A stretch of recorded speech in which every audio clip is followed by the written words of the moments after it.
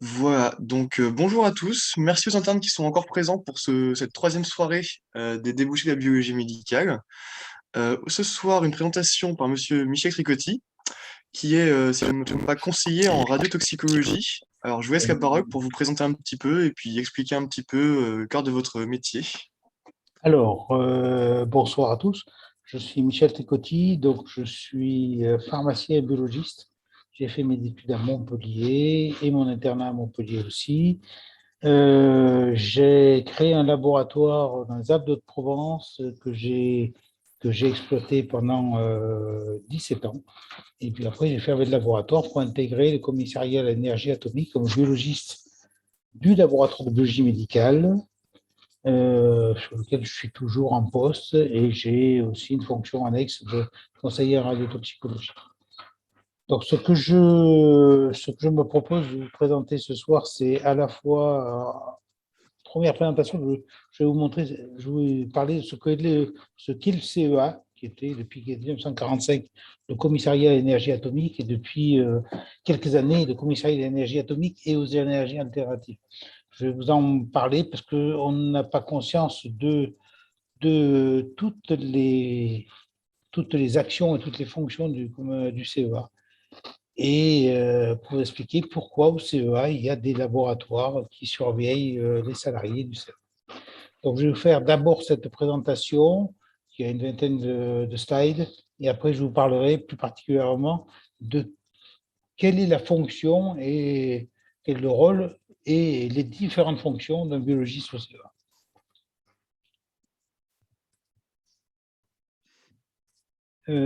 Donc voilà, qu'est-ce que c'est le CEA? Donc, je vais vous faire le CEA en général et puis je vous parlerai plus particulièrement du centre qui est en région Bourgogne-Franche-Comté, sur lequel je travaille depuis bientôt 16 ans. Donc, le CEA, qu'est-ce que c'est? Donc, c'est le commissariat à l'énergie atomique et aux énergies alternatives. Il y a plusieurs parties au CEA, il y a plusieurs parties qu'on appelle des directions. Il y a 4 directions qui recouvrent toutes les fonctions différentes du CEA. Ça peut être une action de la défense nationale dans la production d'énergie, mais aussi une grande fonction au niveau de tout ce qui est recherche médicale, des participations dans des centres de recherche comme le CERN, qui est entre la France et la Suisse, c'est un accélérateur de particules. Et une action aussi dans tout ce qui est nouvelles technologies, la robotique, l'intelligence artificielle, la réalité augmentée. La mobilité, puisque le CEA fait partie des acteurs qui font tout ce qui est hydrogène, notamment au niveau de la conception et de la gestion de tout ce qui est réservoir à hydrogène, mais aussi de la micro et la nanoélectronique, et de fait de son nom d'énergie alternative aussi dans l'énergie solaire. Or, le CEA est un EPIC, c'est-à-dire un organisme public à vocation industrielle et commerciale. On n'est pas fonctionnaire, on est salarié du privé. Il y a 20 000 salariés, 1 500 postdocs, et il agit sur 4 directions.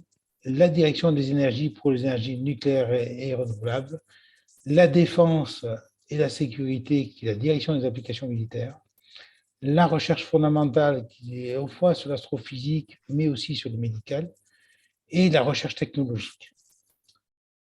Donc, 4 pôles, 4 directions.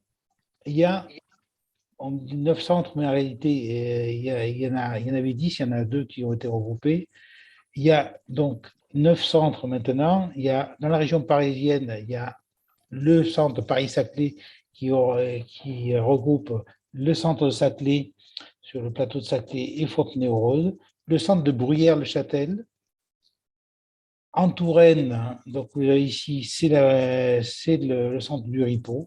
En Bourgogne-Franche-Comté, c'est Valduc. Dans la région Isère, c'est Grenoble. En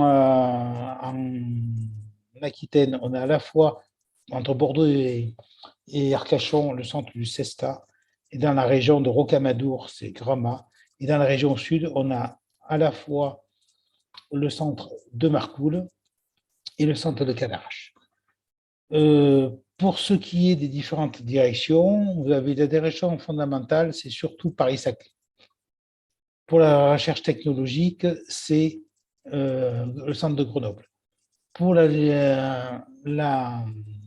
direction des énergies, c'est deux centres. Là, le centre de Cadarache, qui est dédié à l'étude sur les réacteurs, le centre de Marcoule, qui est juste à côté d'un centre de chez Orano, qui est un autre acteur du nucléaire, qui est le centre qui est dédié à la fabrication des combustibles. Moi, je fais partie de la direction des applications militaires qui regroupe 5 centres en France. On a le centre de Valduc, le centre de...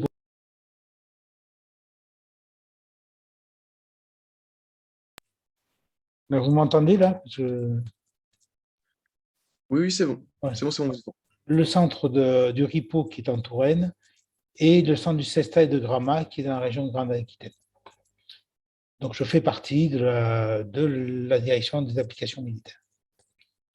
Donc, la direction des applications militaires, donc, on a le RIPO qui étudie. Alors, chaque centre a son rôle, je dirais. Alors, le centre du RIPO, c'est les matériaux et des composants non métalliques des armes et surtout de manière à rendre les armes furtives et donc non détectables.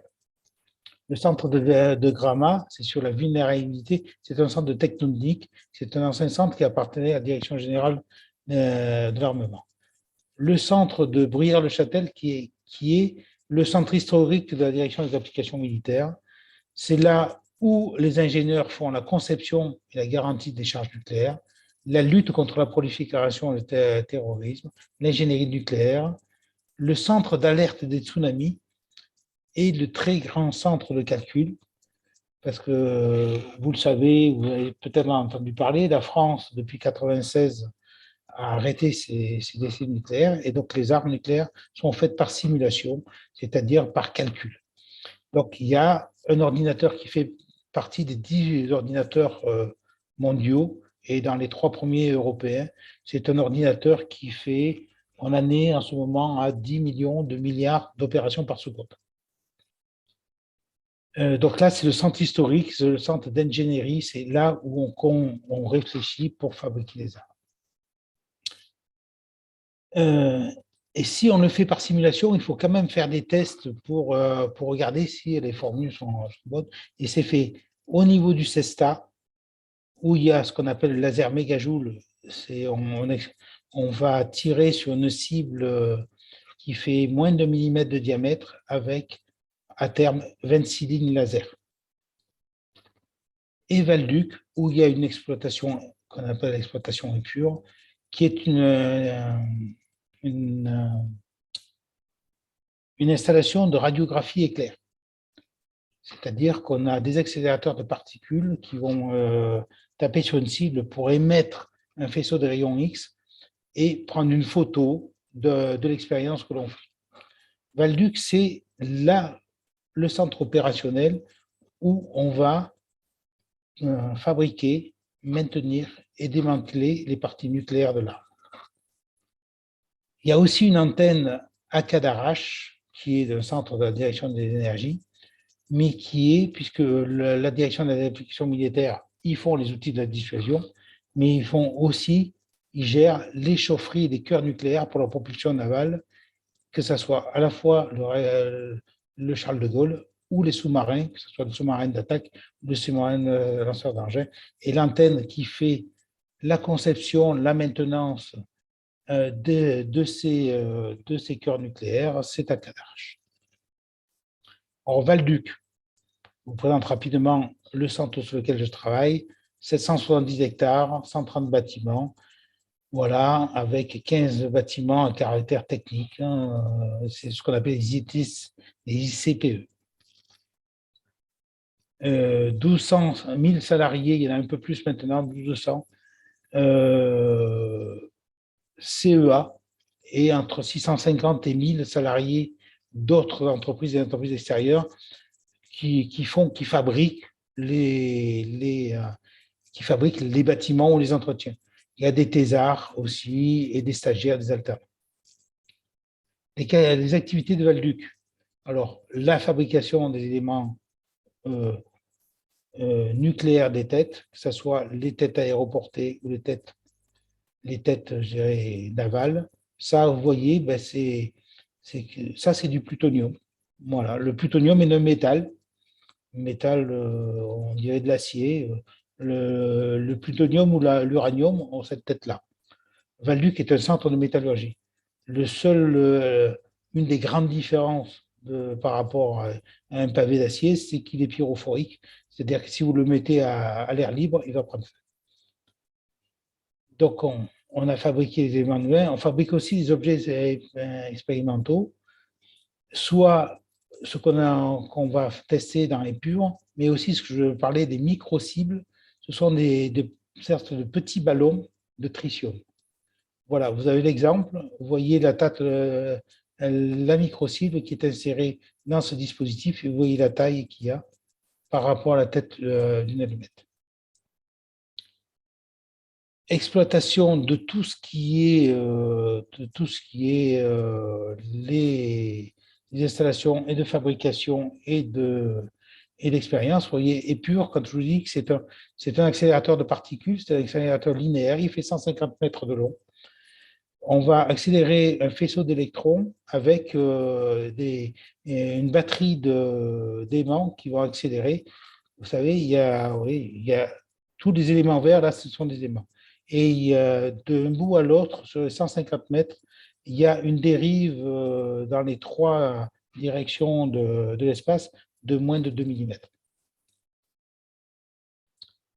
Après, on fait aussi de l'assainissement, du démantèlement, d'installation et d'équipement. Quelles compétences? Alors, on est un centre de métallurgie et de mécanique. On a aussi une chimie des matières nucléaires parce qu'on s'est engagé à ne plus fabriquer de matières nucléaires militaires.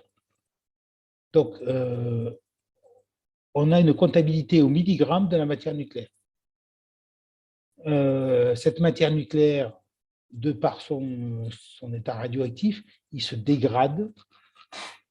Donc, il faut le purifier pour récupérer de la matière, entre guillemets, propre, pour limiter les produits de dégradation. Et ceci, ça se fait par des méthodes chimiques, c'est-à-dire dissolution et séparation des éléments qu'on ne veut pas pour récupérer de la matière noble ou pure. C'est le même système que vous avez dans l'usine de retraitement de La Hague, qui reprend les combustibles usés et qui enlève ce qui n'est plus exploitable pour reprendre du plutonium et de l'uranium utilisable et qui repart dans l'usine de Pierre Latte, à côté de Marcoule, pour refaire du combustible des centrales nucléaires. Chimie des matières nucléaires, on fait aussi, c'est un centre où on utilise le tritium. Le tritium, vous ne le connaissez peut-être pas, c'est l'isotope radioactif de l'hydrogène. L'hydrogène a 3 isotopes. L'isotope stable, qui est l'hydrogène qu'on connaît, qui est dans l'eau. Le deutérium, qui est le même, l'hydrogène, si vous vous rappelez vos cours de chimie, c'est un électron, un proton. Si vous rajoutez un neutron, ça fait du deutérium. Le deutérium, vous avez sûrement entendu parler de ça. Quand le deutérium remplace l'hydrogène dans l'eau, on appelle ça de l'eau lourde. Et si vous rajoutez un autre neutron de plus, vous avez le tritium, qui est un élément radioactif, qui est un émetteur de particules bêta, c'est-à-dire un électron, et qui a une demi-vie de 14 ans. C'est-à-dire la demi-vie, par définition, c'est le temps au bout duquel la moitié de l'activité a disparu. La gestion du tritium, c'est aussi la gestion des hydrures, recyclage du tritium. Et tout ça, c'est parce que Valduc est un spécialiste en la gestion du tritium et donc de l'hydrogène qu'il a été reconnu et dont la compétence est reconnue pour fabriquer des réservoirs d'hydrogène. Des réservoirs qui seront plus tard sur les voitures à hydrogène, qui sont déjà maintenant sur les prototypes, ont été pensés et fabriqués en premier au niveau de Valduc.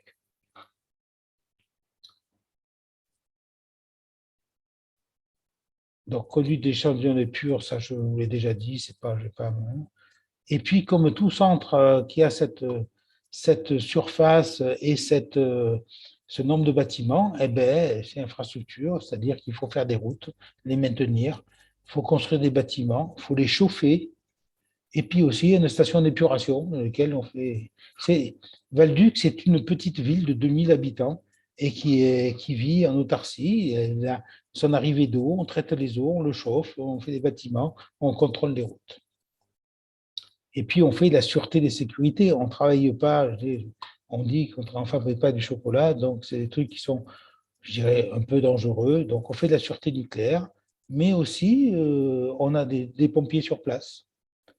Et comme on est un site militaire, il y a une protection physique.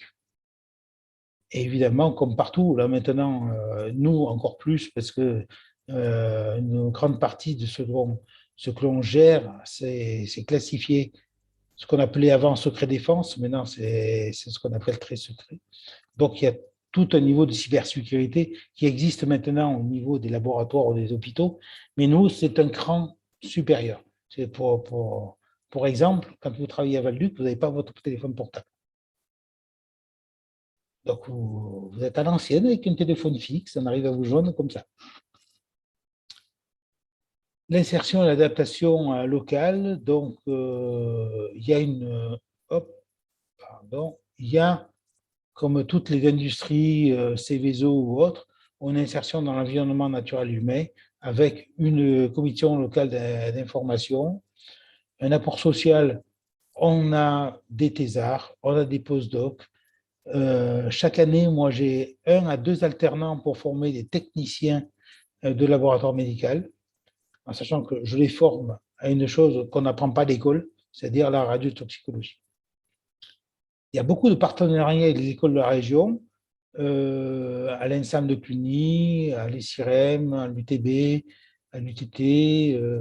On essaye de Valduc refait avec Montbard une école au niveau de tous les métiers de la métallurgie, que ce soit des fondeurs, des chaudronniers qui sont utiles pour Valduc. Un apport économique, c'est le premier employeur industriel en Côte d'Or. Il est membre formateur du pôle de compétitivité nucléaire Vallée et il fait aussi du transfert de technologie et innovation en accompagnant des PME. Voilà, est-ce que vous voulez que je prenne des questions là-dessus ou est-ce que vous voulez poser des questions à la fin Écoutez, sur les s'il y a deux? des questions déjà dès maintenant.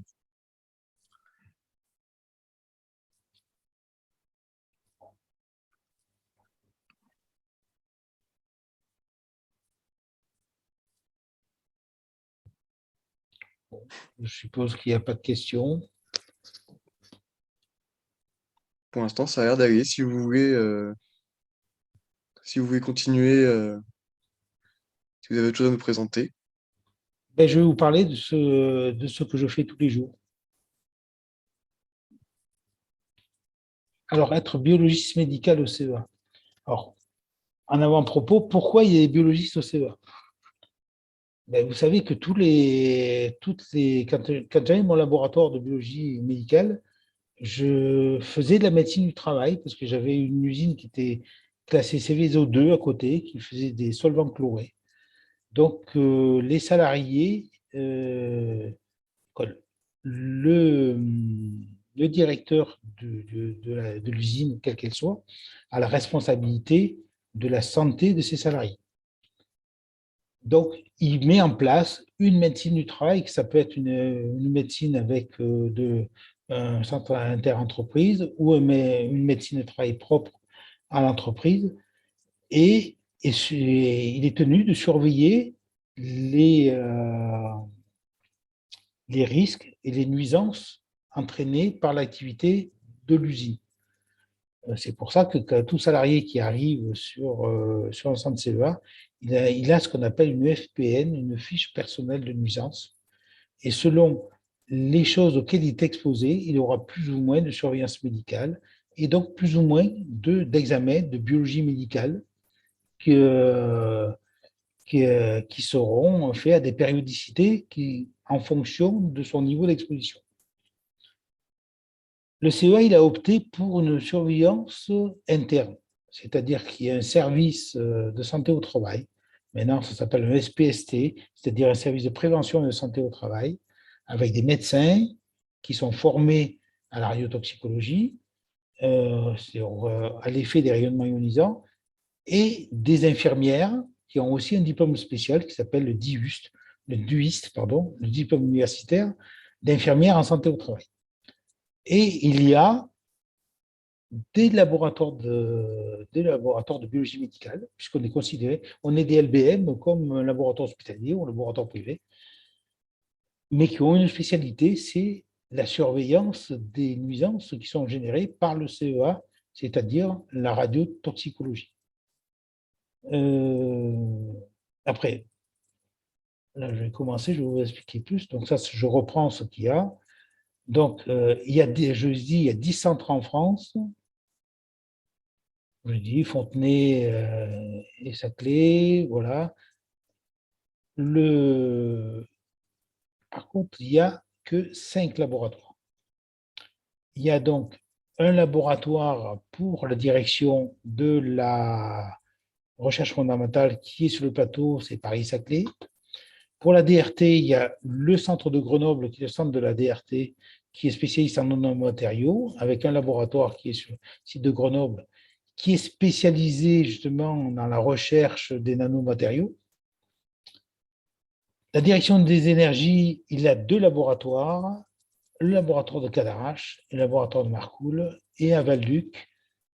Donc, je suis le seul laboratoire de la direction des applications militaires, et donc je surveille les 5 centres de la DAM, c'est-à-dire les 5 centres dont je voulais parler, Val-Duc, Bruyères-le-Châtel, le RIPO, c'est ça, Gramma, plus les choses qui sont en rapport avec la défense. Alors, il y avait près de Reims, il y avait un centre qui s'appelait Moronvilliers, où on faisait des expérimentations. Il est en démantèlement, donc il est en, je dirais, nettoyage. Et les nuisances qui sont faites, c'est moi qui les surveille. Au bout de la Bretagne, là, il y a Brest, et au bout de la presqu'île de la rade de Brest, il y a un centre qui s'appelle Île Longue, qui est la base des sous-marins nucléaires lanceurs d'engins. Et toute la surveillance est assurée, la surveillance médicale par le centre de Bordeaux, et la surveillance radiotoxicologique est faite par le centre de Val-Duc. Quand je vous parlerai des analyses, vous comprendrez pourquoi moi je peux surveiller toute la France. Donc, que fait un laboratoire de biologie médicale au CEA?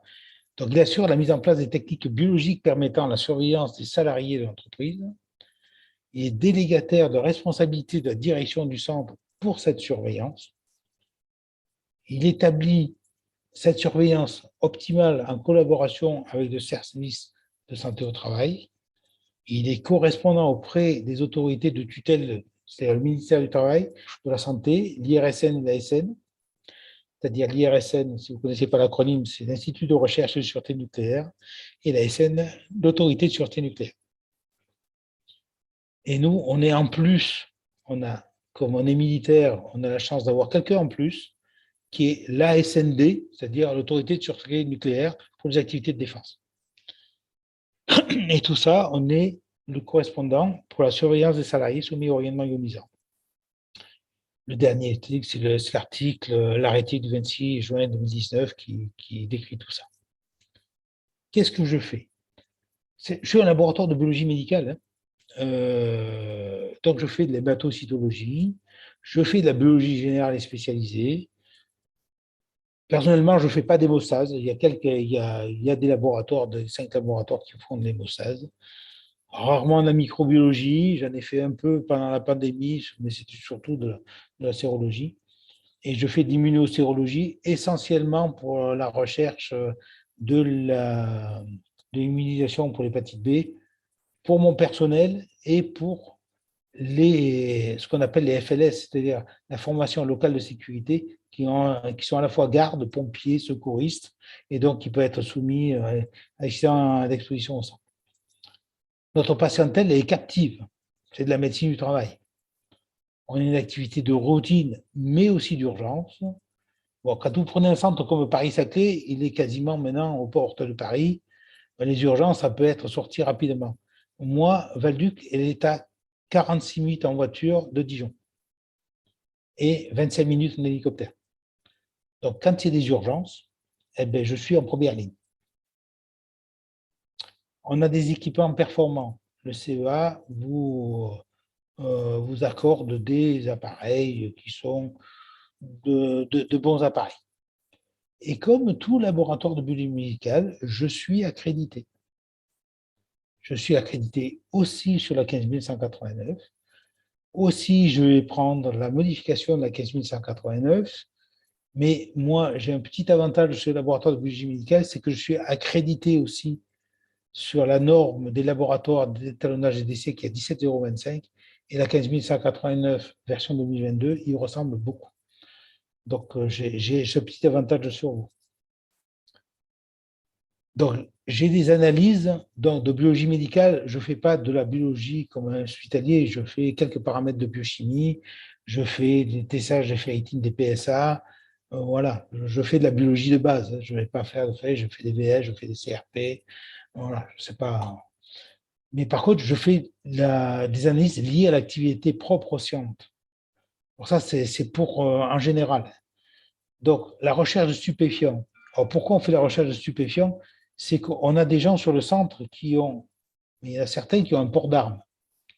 Donc, c'est bien de savoir s'ils ne sont pas sous stupéfiants.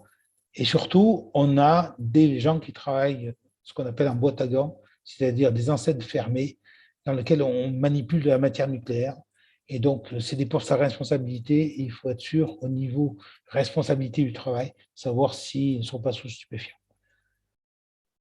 À Valduc, par exemple, en particulier, mais c'est aussi sur d'autres centres, on travaille des matériaux. Donc, il faut regarder s'il n'y a pas de contamination par ces matériaux. Ça peut être de l'uranium, ça peut être du beryllium, qui est un métal qui est plus solide que l'acier et plus léger que l'aluminium, et qui a des très bons réflecteurs neutroniques, donc qui est beaucoup utilisé dans le nucléaire.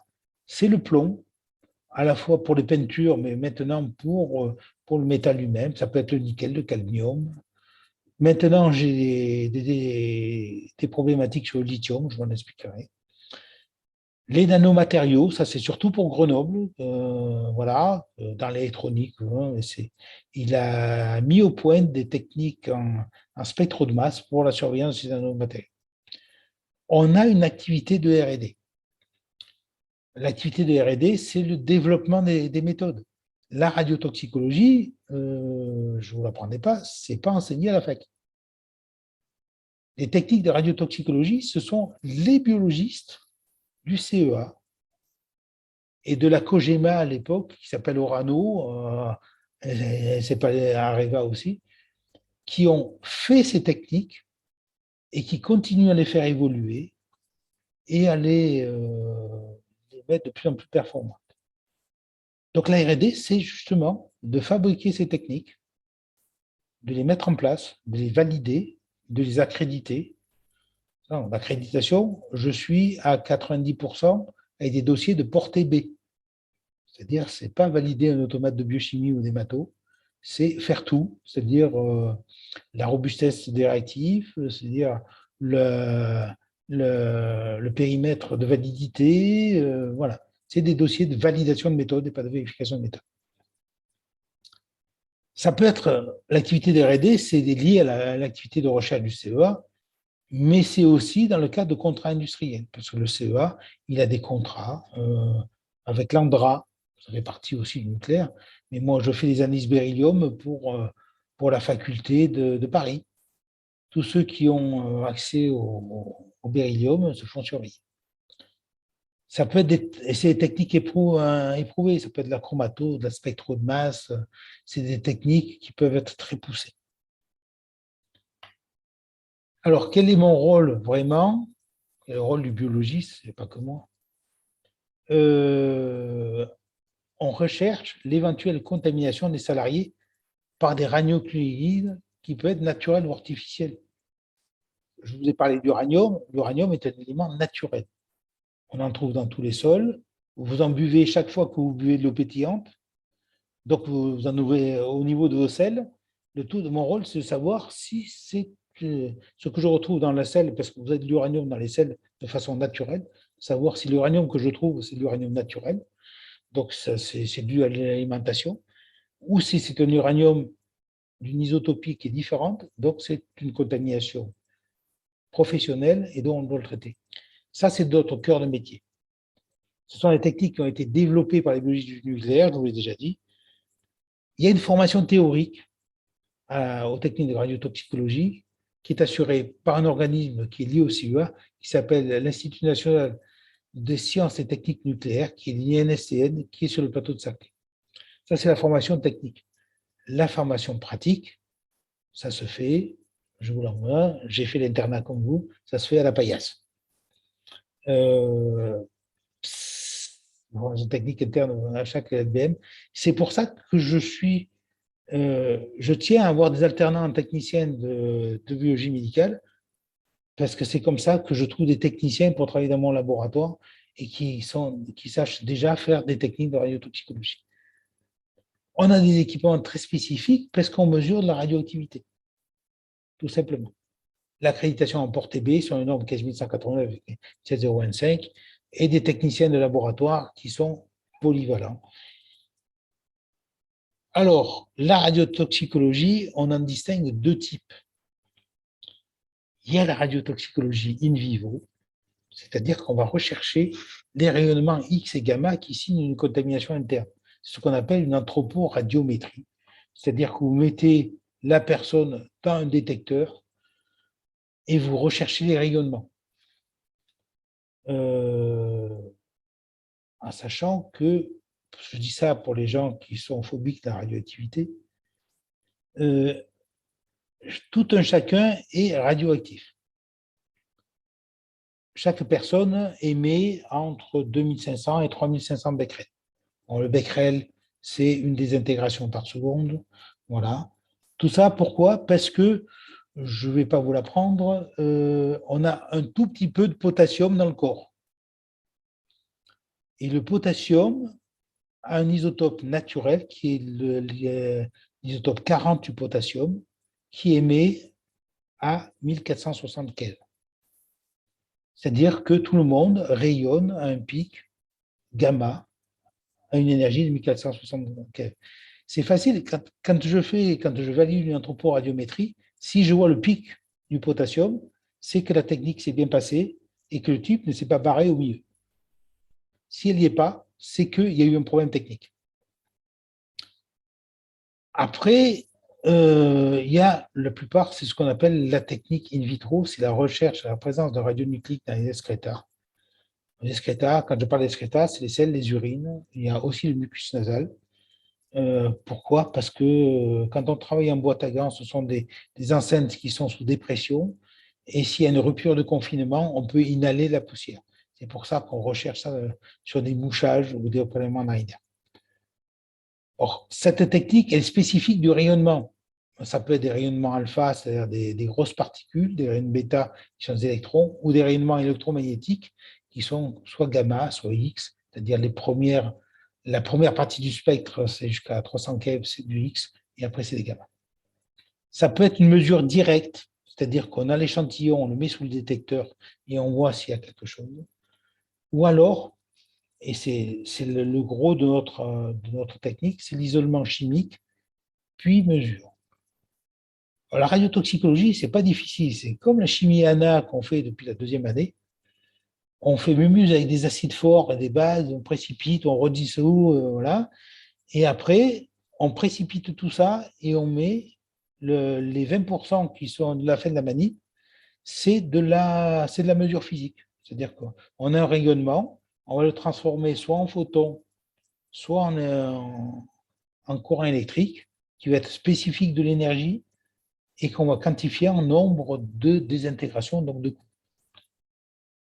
Ces techniques qui sont en général, je mets plus ou moins automatisées, les techniques, elles ne sont pas automatisées. Il n'y a pas un automate qui vous prend tout. Si c'est en mesure directe, vous pouvez avoir un passeur d'échantillons. C'est ça, automatisation. En général, elles sont longues. Pour les mesures rapides, directes, je compte 4 minutes. Quand je fais des recherches des émetteurs alpha, comme le seuil de détection, on dit qu'on est à 1 millibecquerel, c'est-à-dire une désintégration toutes les 1000 secondes, je vais compter une journée. On peut compter jusqu'à 3 jours, 4 jours. Donc, ça fait pour ça que l'urgence en radiotoxicologie, c'est minimum une semaine. Et le systématique, ça peut monter jusqu'à 45 jours. L'interprétation, c'est là où notre rôle, notre expertise, c'est en fonction des radionucléiques naturels. Comme je vous ai dit, l'uranium, on en mange tous les jours, si on mange des légumes ou si on boit de l'eau pétillante.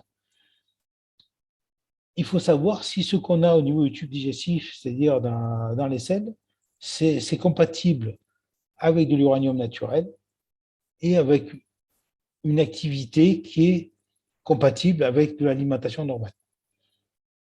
Si ce n'est pas une isotopie naturelle, quand je vous parle d'isotopie naturelle, c'est que l'uranium, il a l'avantage et le défaut d'avoir 3 isotopes naturels, de 234, 238, de 235. Et donc, il y a un profil isotopique qui est particulier à l'uranium naturel. Si ce n'est pas celui-là, c'est soit un uranium enrichi dans le cas des centrales nucléaires ou des pièces d'armes, ou de l'uranium appauvri, c'est ce qui reste quand on a enrichi notre partie d'uranium. Et les résultats positifs génèrent une investigation, c'est-à-dire il faut savoir comment il a été contaminé, où et comment il faut faire. Parce qu'on va faire de toute façon, à l'échelle de la santé au travail, ce qu'on appelle un calcul de dose. C'est-à-dire quand vous êtes contaminé avec un élément, vous calculez le risque sur 50 ans de développer une pathologie due au rayonnement. Et ça se fait par un calcul de dose. Il y a des logiciels comme ça, mais ça, on nous titille avec nos incertitudes analytiques. Je ne vous parle pas de l'incertitude du calcul de dose. Déjà, il faut savoir quand est-ce qu'il s'est contaminé, comment, par quelle voie, une blessure, une inhalation, une digestion. Donc voilà. Pourquoi on fait ça? C'est parce que bon, quand il y a un rayonnement gamma, c'est de l'irradiation. Donc, si vous voulez, l'énergie se dépose, mais il n'y a pas de. C'est, je dirais, fugace. Les rayonnements bêta, c'est peu énergétique. Je prends le cas qui est tous les jours, c'est le tritium. Le tritium est un élément, ce qu'on appelle un bêta-mou, c'est-à-dire un bêta de faible énergie. Comme c'est de l'hydrogène, le tritium se contamine facilement, c'est-à-dire qu'on peut se contaminer par ingestion, par inhalation, mais par passage transcutané. Et l'hydrogène, c'est-à-dire le tritium, va se combiner tout de suite à l'eau. C'est-à-dire quand vous êtes exposé au tritium, dans les 2 heures qui suivent, toute l'eau corporelle va être à l'équilibre. C'est-à-dire que vous faites une analyse sur une miction et vous allez avoir une activité. Mais la demi-vie biologique du tritium, elle est de 8 jours. Si vous voulez enlever la contamination, le meilleur médicament, c'est l'eau. Au plus vous buvez, au plus vous pissez, au plus vous éliminez le tritium. Bon, on dit ça à des gens, les gens préfèrent parfois la bière, mais ça a le même effet. Le gros problème qu'on a, ce sont les émetteurs alpha. Les émetteurs alpha, ce sont, alors, si vous souvenez de cours sur la radioactivité, les émetteurs alpha, ce sont des noyaux d'hélium. C'est une particule composée de 2 neutrons et 2 protons. C'est une grosse particule. Elle a autant un rayonnement bêta, vous l'arrêtez avec une feuille de papier. Un rayonnement gamma, vous pouvez l'arrêter par du plomb ou du béton. Le rayonnement alpha, vous l'arrêtez par une feuille de papier ou très peu. Le fait d'avoir, si vous voulez, une surface humide, vous ne détectez pas le bêta. Alors, quand vous l'avez sur la peau, la contamination alpha ne va pas entraîner de contamination puisqu'elle ne passera pas la couche cornée. Alors, tout ce que vous avez à faire, c'est de nettoyer la peau et vous enlevez la contamination. Par contre, si vous blessez avec une particule alpha, ou si là, la particule va se retrouver directement dans la circulation et va se fixer sur les organes cibles. En général, c'est le foie et les os. Quand vous les inhalez, il peut y avoir, quand la particule est assez fine, elle va se propager jusque dans les alvéoles pulmonaires, et là, elle peut passer dans la circulation générale. Au niveau de l'ingestion, il y a très peu de passages digestifs, que ce soit de l'uranium, du plutonium ou de la magnésium. Le problème, c'est que quand une particule alpha va se retrouver à l'intérieur du corps, elle est très énergétique, très énergétique. Je parlais d'un calcul de dose. Quand vous faites un calcul de dose, vous avez plein de documentation qui vous dit tant de becquerel va donner tant d'exposition qui est mesuré en sievert, qui est un joule par kilogramme. Donc, on pondère ça en fonction de l'organe cible et surtout de la particule. Pour vous dire l'effet délétère d'une particule alpha, quand vous avez du bêta, de l'X ou du gamma, le facteur de pondération de la particule, c'est 1. Pour une particule alpha, c'est 20. Donc, quand il y a une contamination, c'est pour ça que l'important, c'est de trouver une contamination systématique, mais c'est surtout en cas d'incident, parce qu'il faut mettre en place tout de suite les traitements pour enlever cette particule. Alors, si vous avez de l'uranium, il suffit. On alcalinise le milieu intérieur, c'est-à-dire on fait une perte de bicarbonate et on va éliminer l'uranium par le rein, avec la petite problématique de l'effet toxique chimique de l'uranium, qui, quand on l'élimine par le vin, a tendance à se précipiter au niveau des néphrons. Pour les autres radionucléides, au moins ceux qui m'intéressent, moi, c'est le plutonium et l'américium, on a un petit cousin de l'EDTA qu'on utilise comme anticoagulant qui s'appelle le DTPA, qui est un chélateur des métaux, et notamment du plutonium et de l'américium. Donc ça, il faut l'enlever le plus vite possible parce que comme il se fixe sur le foie et les os, pour vous dire, la demi-vie du plutonium sur le foie, c'est 900 ans. Et pendant 900 ans, il va irradier sur 4 pistes irradiantes, donc il va faire des trous. Il peut faire des trous au foie, il peut faire des trous au niveau des os. Donc d'où l'intérêt de l'enlever. La R&D, donc développement de méthodes par évolution technique. On peut faire des publications. J'ai personnellement déposé un brevet sur la recherche des émetteurs bêta dans le mucus nasal. On voit la mise en place de surveillance spécifique en collaboration avec les SST, c'est ce que je vous disais. Avec le CEA qui travaille sur les batteries, il a une problématique de lithium. Les sels de lithium ont été classés comme CMR. Donc, j'ai des demandes de surveillance du lithium. Le lithium est surveillé en biologie médicale, puisque c'est un traitement pour les maniaco-dépressifs. Par contre, le seuil de surveillance au niveau exposition professionnelle, c'est un seuil qui est 100 à 1000 fois inférieur. Donc, je développe en spectro de masse le dosage de la lithémie, mais c'est surtout la lithurie et la recherche des lithium dans des mouchages de prélèvement de mucus nasal. Pourquoi? Parce que quand on fait des batteries, c'est du lithium pulvéoïdant. Donc, quand on travaille dessus, on risque de l'inhaler et donc de faire une contamination. On participe dans la gestion de crise. Quand il y a des incidents dimensionnants, eh ben, on est là pour quand il y a une contamination. Je dirais, le problème, ce n'est pas quand il n'y a qu'une seule personne contaminée, c'est quand il y a tout un groupe. Quand c'est quelqu'un qui se blesse en boîte à gants, la crise, c'est qu'il faut décontaminer ça. Et il nous arrive d'arriver au CHU, parce que quand vous avez une écharpe de plutonium, vous pouvez l'enlever. Mais quand c'est une solution de PU acide ou de la poussière, eh bien, il faut enlever le morceau. Donc, en général, on débarque au CHU et il y a un bloc qui nous permet d'enlever le morceau. On a c'est aussi l'intérêt de notre travail, on a beaucoup de groupes de travail qui sont soit français, comme la SFRP, qui est la Société française de radioprotection, On a Euradose, qui est une association européenne de calcul de doses. On peut participer aux instances internationales, ce qu'on appelle la CIPR, la Commission internationale de protection radiologique. C'est cet organisme qui définit toutes les ABAC et toute la documentation pour faire un calcul de dose par rapport à une contamination, mais aussi qui traite de la protection radiologique pour tout ce qui est examen radiologique, pour tout ce qui est chirurgie opérationnelle, parce qu'une chirurgie avec amplisseur de brillance, c'est un émetteur gamma. Pour la radiothérapie, pour la curithérapie, tout ça, c'est encadré par la CIPR. Après, on a des groupes de travail techniques, coordination des biologistes du CEA. Alors, il y a 12 ou 13 biologistes au CEA, donc on se réunit régulièrement pour discuter.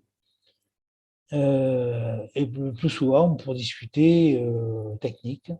Des assemblées générales, des SST et des LBM, ça c'est pour voir notre fonctionnement en collaboration.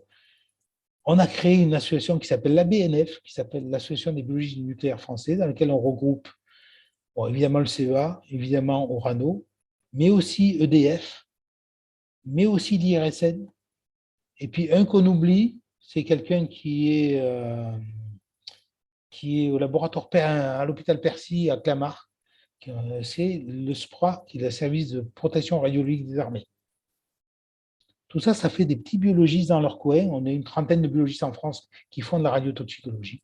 Et l'association de la BNF, ça nous permet de discuter justement de ça, de comment on travaille et comment on peut améliorer les techniques, puisque les médecins et tout, vous savez, dans la santé, on veut toujours plus, on veut toujours être plus performant, donc il faut toujours essayer de faire mieux, plus vite, et donc c'est en changeant nos méthodes.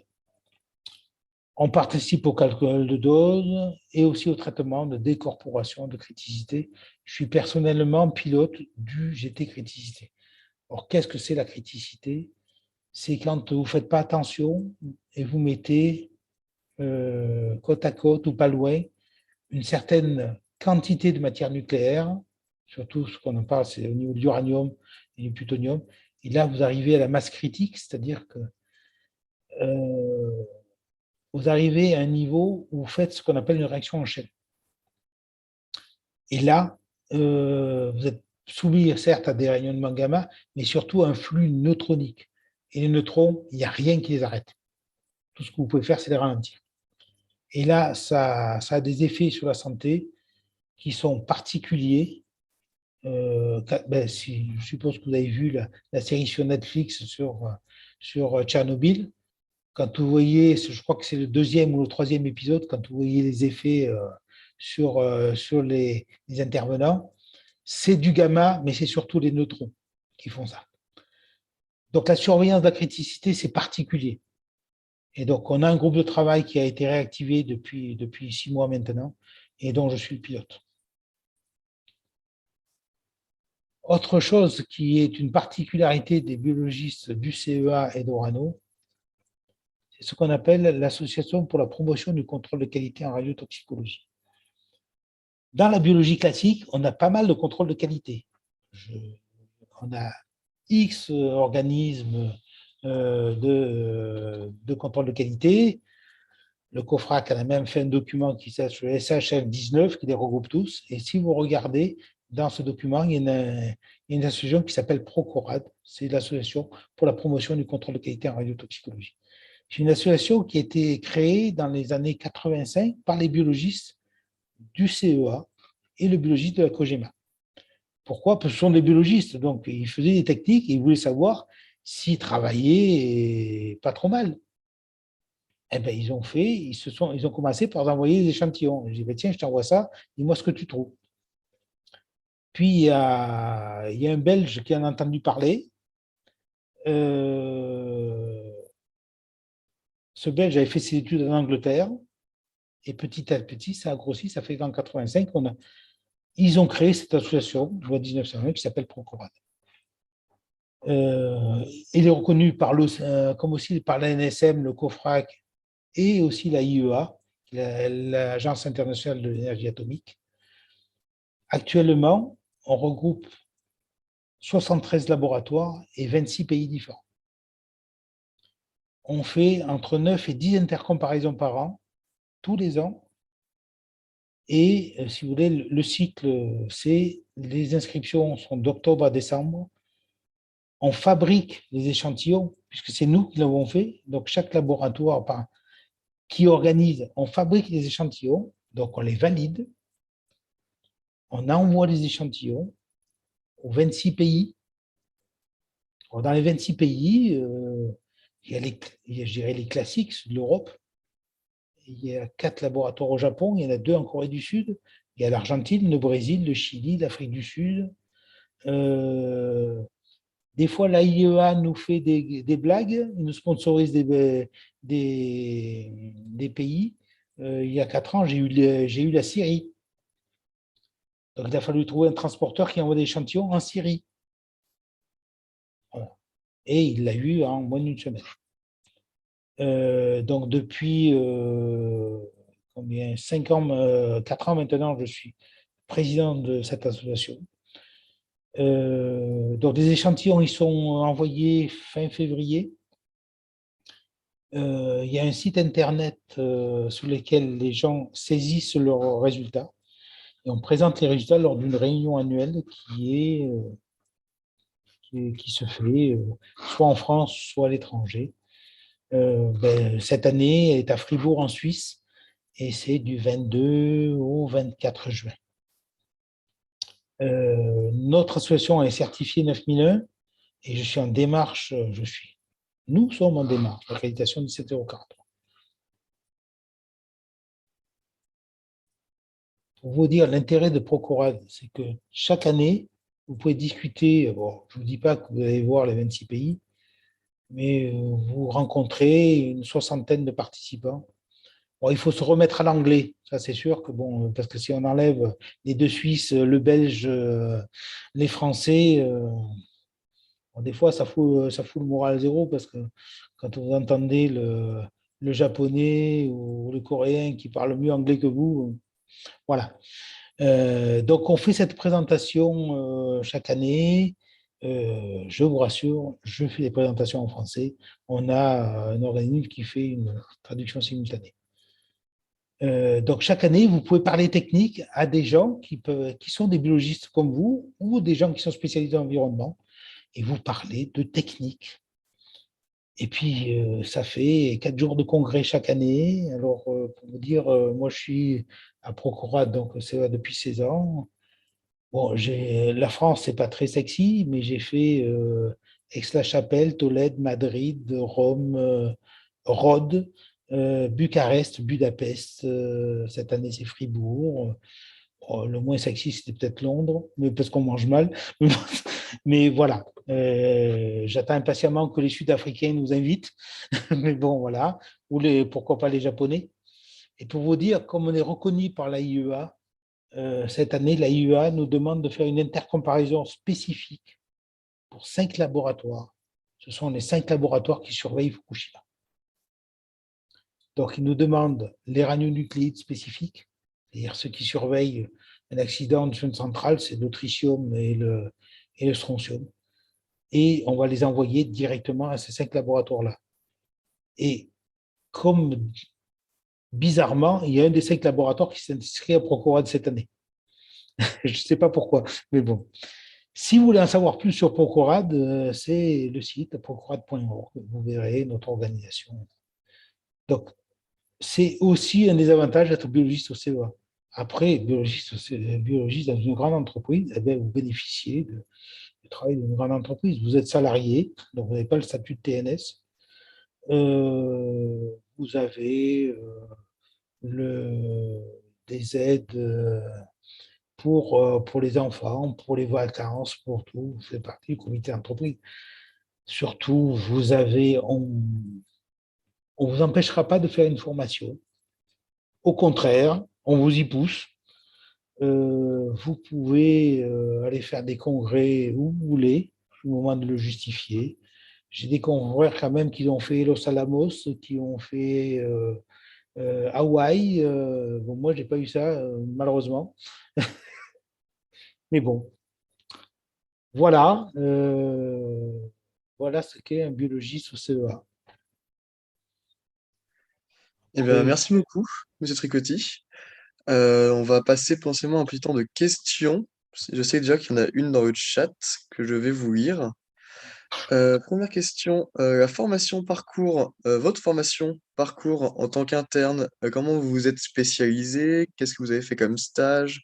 Après, est-ce qu'il y a un diplôme particulier à rajouter? Dites-moi un petit peu ce que vous avez fait.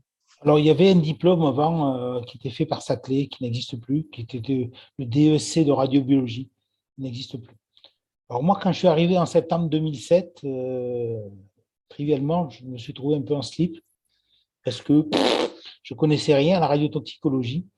Vous avez beaucoup de bouquins disponibles pour regarder la théorie, mais oui, vous retrouvez vos TP de Chimiana, hein, et vous mettez les techniciens la paillasse. Vous faites de l'extraction, vous faites d'abord le principe, quand vous avez un excréta, vous minéralisez, c'est-à-dire vous cassez tout ce qui est matière organique, vous n'avez que la matière minérale. Après, la phase préanalytique, c'est très simple. Moi, le tritium, il a une demi-vie de 12 ans. Le plutonium, il a une demi-vie de 24 000 ans. L'uranium 238, c'est 4 milliards 500 millions d'années. Donc, il peut venir de Bordeaux, même s'il met 2 mois, je l'aurai toujours, hein. Ma formation, ça a été une formation théorique. Vous pouvez le faire des cours à l'INSTN sur les alphas, les bêtas, les gammas. Vous avez des formations. Moi, il y a 2 ans, j'ai fait une formation, pas une formation parce qu'ils savent de quoi ils font, mais j'ai fait une remise à niveau de tout le monde en e-learning pendant 3 jours à une boîte qui leur a fait la mesure des rayonnements ionisants, parce que ça, c'est de la physique. Et après, la boîte est venue sur site et adapté sur nos appareils. La formation en radiotoxicologie, il faut accepter de se dire, ben là, j'y connais rien, je reprends un bouquin. Du moment où on se rappelle ce que c'est qu'un radionucléide, qui est caractérisé par sa demi-vie et donc par son rayonnement, qui peut être alpha, bêta, gamma, est caractérisé par sa énergie. Du moment où on a ça dans la tête, c'est-à-dire qu'un radionucléide, il est caractérisé par son type de rayonnement et l'énergie de son rayonnement, on sait tout. Après, comment on le trouve, c'est on le détecte, c'est savoir ce que c'est un détecteur. Ça peut être un détecteur métallique qui reçoit le rayonnement et qui fait un courant électrique, ou ce qu'on appelle la scintillation liquide. Vous mettez, c'est comme ça que je dose le tritium, hein. Je mets ça dans un liquide qu'on appelle un liquide scintillant, qui est un liquide aromatique, donc qui va générer des photons. Ce photon est récupéré par un scintillateur liquide, et puis elle transforme, qui est par un photomultiplicateur transformé en électricité, pareil. Après, la plus grosse part de notre formation, c'est comment on fait et quels sont les pièges. Quand c'est une mesure directe, c'est facile. Quand vous avez 7 jours de manip pour faire une selle en alpha, c'est 7 jours de manip continue. Donc, vous avez pas mal de pièges où vous pouvez foirer la manip. C'est pour ça qu'on se met des barrières. Prenez l'alpha, il y a 7 jours. Il y a 7 jours de manip, donc vous pouvez foirer des trucs. On met en amont ce qu'on appelle un traceur, c'est-à-dire qu'on va mettre le même élément qu'on recherche, mais avec un isotope différent. Cet élément, théoriquement, si vous l'avez mis au départ, parce que des fois on l'oublie, c'est encore pire. Et si vous ne l'avez pas foiré la manip, vous le retrouvez au bout. Et cet élément, comme en général on prend une source raccordée, on sait ce qu'on en a mis, et au bout, on fait une règle de 3, s'il y a une contamination, on voit le nombre de coups, on sait le traceur, combien on a mis d'activité, et on fait une règle de 3. Donc la formation, c'est un peu de formation théorique, c'est surtout sur la radioactivité et sur les moyens de détecter cette radioactivité. Ça, il faut, soit vous voulez devenir rapidement un expert en rayonnement gamma ou alpha. Là où vous faites des cours à l'ISTN, en général, c'est une semaine de cours. Ce n'est pas des cours intensifs, je vous rassure. On a le temps un peu. Et après c'est la paillasse. C'est comme vous faites ça, c'est comme on fait des TP de chimie. Là. Mais après, voilà. Et puis c'est l'interprétation des trucs. Mais la formation, c'est à la paillasse et un peu de théorie. Mais c'est vrai qu'il n'y a pas de formation universitaire hormis l'INSTN. Très bien, merci beaucoup. Toujours en termes de parcours, on nous demande dans le chat s'il faut absolument faire l'école de santé des armées ou si le cursus général permet de donner accès au poste au CEA. Moi, je ne suis pas militaire, moi. Je travaille pour les militaires, mais je n'ai pas fait l'école de... Mais même l'école de santé des armées va former des médecins militaires et des pharmaciens chimistes. Ce ne sont pas des biologistes. Et les pharmaciens militaires qui vont être biologistes passent l'internat et font le même cursus que vous. Et pas vraiment toujours dans les hôpitaux militaires parce qu'il y en a de moins en moins. Moi, je suis D'accord. particulier parce que je travaille dans la direction des applications militaires. Mais entre guillemets, pour le moment, je suis le seul biologiste de la direction des applications militaires. Mais les autres biologistes, tous ceux que je connais, moi, un des biologistes de Marcoule, je l'ai formé à Montpellier à passer l'internat. Il était dans les groupes de travail que je faisais.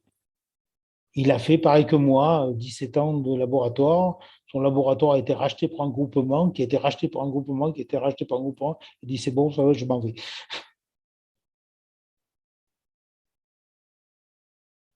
Non, non, vous pouvez postuler sans problème. Et vous pouvez, mon laboratoire est même validé comme terrain de stage pour l'internat. C'est intéressant ça. Dans le Merci domaine de la beaucoup. toxicologie. Bon, c'est une toxicologie un peu particulière, mais c'est la toxicologie. En parlant de stage et autres, il y a une question. Une trentaine de radiotoxicologie, une trentaine de radiotoxicologues en France, quelles sont les opportunités de recrutement?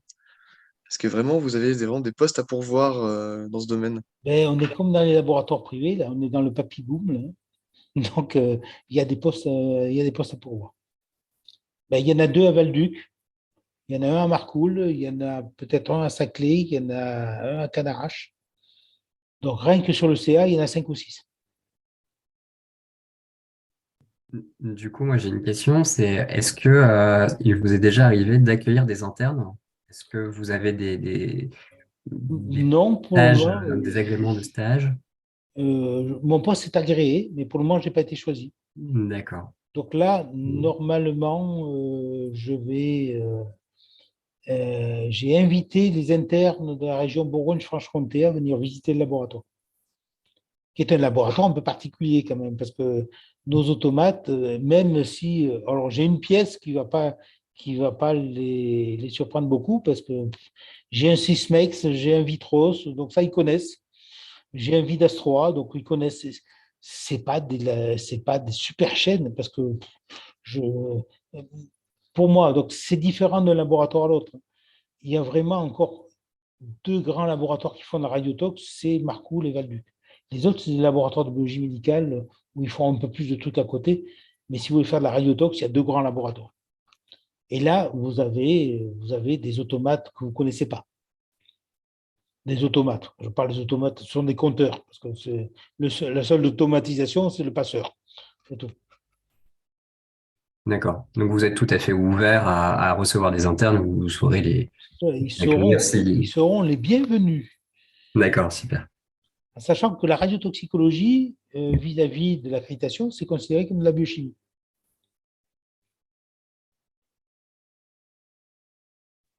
Mais je suis tout à fait ouvert. Bon, moi, c'est un peu particulier parce que, vu qu'on est militaire, je ne peux pas accueillir tout le monde parce qu'on a une phase, ce qu'on appelle d'habilitation. Donc, les gens, avant de venir travailler au CEA militaire, il y a une enquête faite sur eux pour savoir s'ils n'ont pas une petite amie chinoise, un copain coréen du Nord. Voilà, il y a des pays où on nous demande de ne pas aller en vacances. Je ne sais pas pourquoi. D'accord, intéressant de savoir ça. Voilà. Ok. Non, je déforme. Vous pouvez toujours aller en vacances.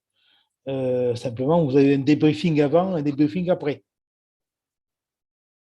On a quand même une activité qui est classifiée, même si pour construire ce qu'on construit, on a tous à peu près la même isotopie, mais il faut savoir ce que fait le collègue. Et donc, chacun aimerait savoir. Après, on peut être totalement schizophrène. Je voulais parler d'Épure. Épure, c'est une installation qui est exploitée par la France et le Royaume-Uni. Donc, ils travaillent tous les deux sur la même machine, mais l'un et l'autre ne doivent pas savoir ce que fait le copain. Mais c'est l'amusement. Mais même, c'est vrai, on peut faire du cache-cache, vous voyez. Ok, merci.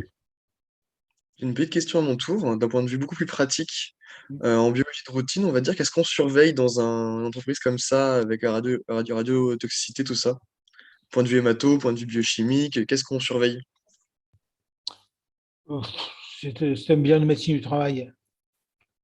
Le seul truc où il y a vraiment un intérêt pour les mathos, c'est s'il y a un existant d'électricité. Alors, je touche du bois parce que j'espère que ça n'arrivera jamais.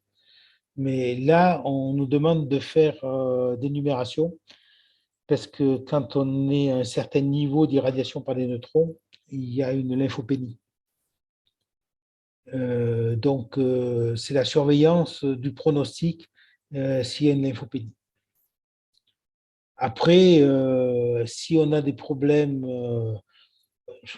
pour l'anecdote, quand j'ai dit au médecin avec qui je travaillais, dans le petit coin où je travaillais, avec mon laboratoire privé, que je rentrais au CA, il m'a dit oh, dans 2 ans, tu meurs d'une leucémie. Non. Ça fait 16 ans, je n'ai pas de problème hémato. Les problèmes, je dirais, hématologiques qui seraient radio-induits, c'est à terme. C'est vraiment, si vous voulez, la contrainte d'archivage que j'ai due à la médecine du travail pour les salariés soumis au rayonnement ionisant, c'est que je suis tenu de garder toute preuve des résultats 50 ans après la fin de l'exposition. Si vous voulez, Valduc a été ouvert dans les années 60. Admettons que quelqu'un ait été embauché là et qui ait fait 30 ans, donc il est parti dans les années 90, ces résultats sont conservés jusqu'en 2040. Donc il faut de grandes salles d'archives. Voilà. Les effets des rayonnements, à part quand il y a vraiment des forts accidents d'irradiation, où on peut voir des effets au niveau de la numération. Voilà. Mais sinon, en surveillance systématique, on surveille, c'est de la médecine du travail. J'ai dépisté 2 LLC, mais c'est parce que c'est la population normale. Quand vous regardez sur des études épidémiologiques, je ne l'ai pas dit, on participe aussi à l'épidémiologie, on a fait une épidémiologie sur l'exposition aux nutrition. Quand on regarde les résultats, on a ce qu'on a dans toutes les études épidémiologiques, on a le biais du travailleur sain. On est avec une population qui est sursurveillée par rapport à la population générale, surtout en ce moment, et donc en général, les gens sont moins malades. C'est pour ça qu'on peut, en rigolant, dire que de travailler dans la radioactivité, on est en meilleure santé. Après, ça peut toujours se discuter.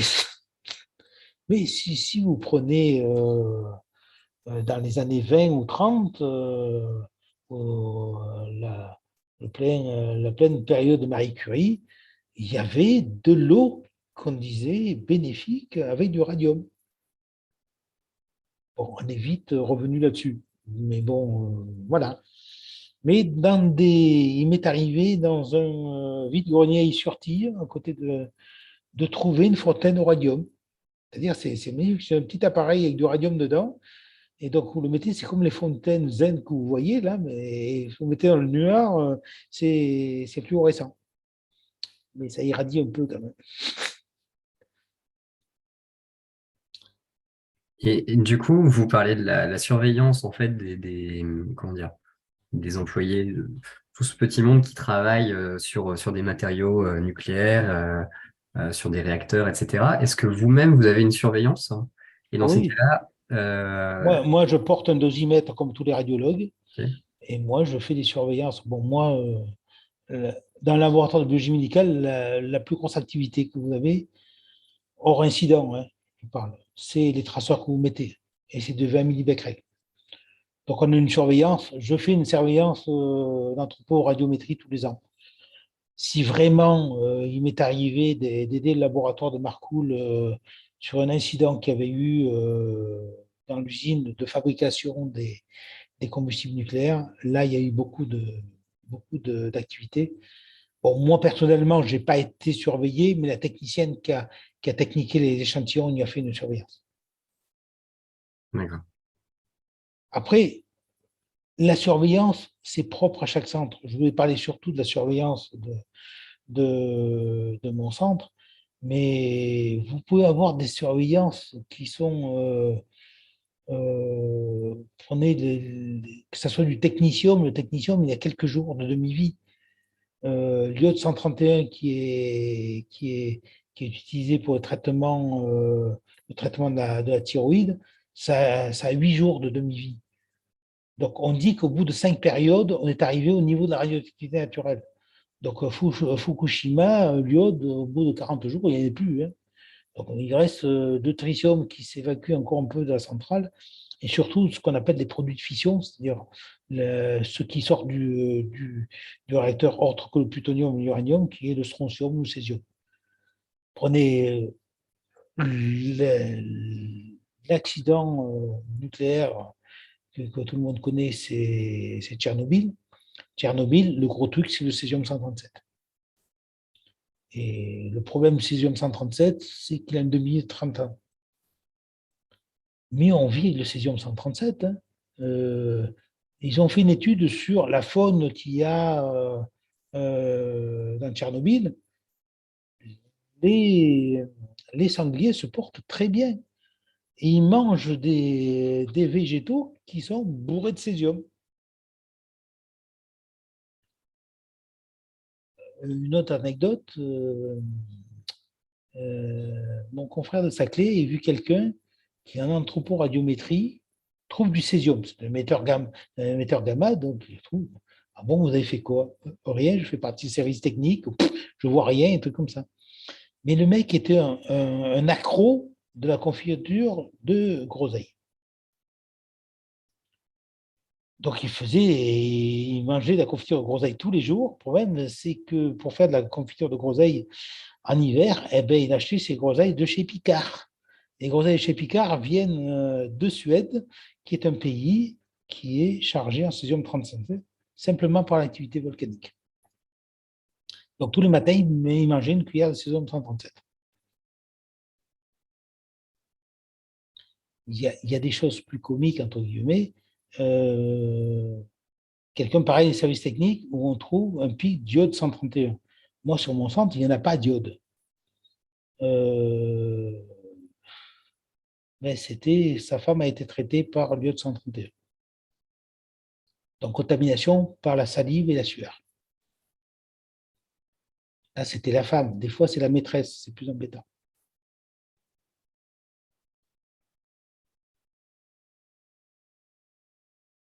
Donc là, la surveillance est vraiment propre à chaque centre.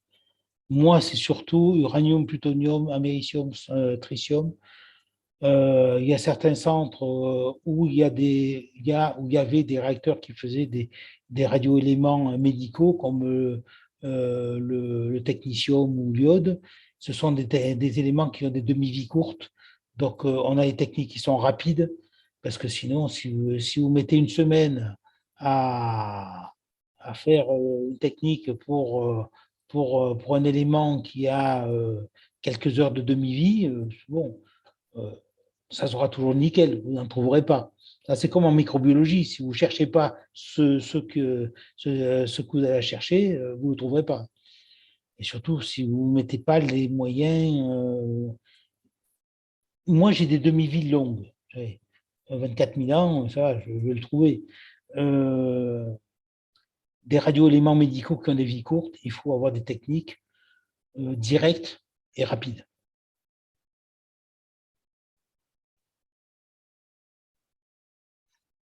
Merci beaucoup, monsieur. Je ne sais pas s'il y a encore des questions dans le chat ou autre. N'hésitez pas à prendre la parole. S'il n'y a plus de questions, je pense qu'on pourra conclure ce webinaire. Après, comme je l'ai dit l'an passé, donc vous avez mon adresse mail. Si vous avez besoin d'autres compléments, d'autres renseignements, vous pouvez me solliciter. Je suis. C'est la deuxième fois que je fais ce webinaire. Je l'avais fait l'an dernier. Donc, voilà. Après, vous savez que rentrer au CEA, ben, c'est un choix de vie. Hein. C'est voilà. On est lié à une entreprise. Ça peut être bien. Hein. De toute façon, on a quand même un contrat qui nous reconnaît notre indépendance professionnelle. On ne peut pas vous imposer de travailler d'une façon que vous n'acceptez pas. Et puis, vous avez tas d'autres choses que de faire de la biologie médicale. La radiotoxicologie, c'est un truc un peu particulier. Et puis, l'avantage de ces groupes de travail, l'avantage de participer à Procorad, c'est quand même une bonne chose. Puis aussi, vous êtes organisme d'intercomparaison, c'est bien. Des fois, c'est emmerdant parce que cette année, moi, j'organise les prélèvements de mucus nasal et le tritium. J'ai 30 personnes, donc 30 échantillons à fabriquer en mucus nasal, 30 fois 4 échantillons. Et en tritium, j'ai 50 participants. Et je fais 6 échantillons. Donc, vous voyez le nombre d'échantillons que je fabrique, que je valide. Et heureusement qu'on a un site qui nous fait le traitement statistique, mais je présente les résultats pour tout le monde. Mais allez sur le site de Procorad, vous verrez. C'est, je crois, une des bonnes choses. Puis, voilà. C'est. Moi, les gens qui me parlent de la microbiologie, je trouve que la radiotox, ça ressemble un peu à la microbio. Parce que vous cherchez un élément, si vous ne cherchez pas le pneumocoque, vous ne le trouverez pas. Moi, si je ne cherche pas l'américium, que je me mets sur le pic d'américium et que je vois s'il y en a un, je ne le trouverai pas. J'ai eu l'exemple de quelqu'un qui m'a envoyé une selle alpha et qui me demande le plutonium, l'américium. Donc, je suis mis sur les RELA, mais elle ne m'avait pas dit qu'ils avaient manipé dans une Sorbonne où il y a eu du californium. C'est vrai que si je ne cherche pas le californium, je ne vais pas le trouver. D'où l'intérêt de la phase préanalytique là-dessus, savoir où il a mis les pieds. Voilà. Eh ben, c'est parfait. Merci beaucoup, monsieur. Et merci beaucoup aux internes qui sont venus pour écouter.